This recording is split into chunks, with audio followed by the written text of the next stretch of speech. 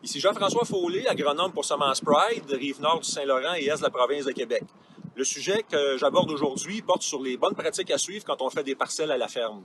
La qualité des résultats que vous obtiendrez est liée à la bonne planification de votre projet et à votre souci du détail.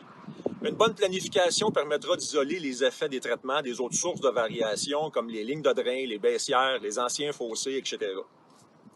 Idéalement, le champ dans lequel vous ferez vos tests sera uniforme au niveau de la pente, du drainage, de la fertilité et son type de sol sera représentatif de la majorité de votre entreprise.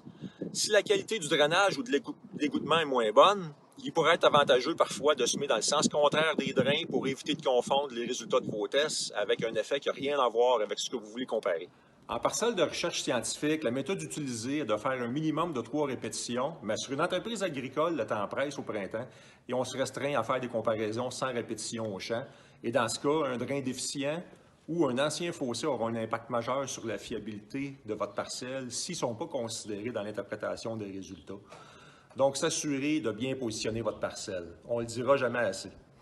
Des questions qui est bon de se poser pourraient être: est-ce qu'il y a un ancien fossé? Est-ce que des parties du champ ont été nivelées? Est-ce que le champ est en pente? Est-ce qu'une partie a été labourée? Est-ce qu'il y a un tas de chaux ou de fumier dans le champ?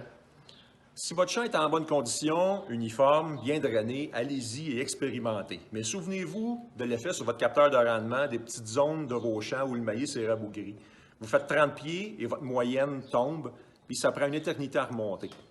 Vous comprenez que ce genre de petits problèmes peut avoir un impact majeur sur la fiabilité des résultats de vos parcelles si elles ne sont pas bien planifiées. Le printemps est à nos portes et on se prépare activement à entamer la saison 2020. Suivez-nous sur Twitter au #PrideDansMonChamp.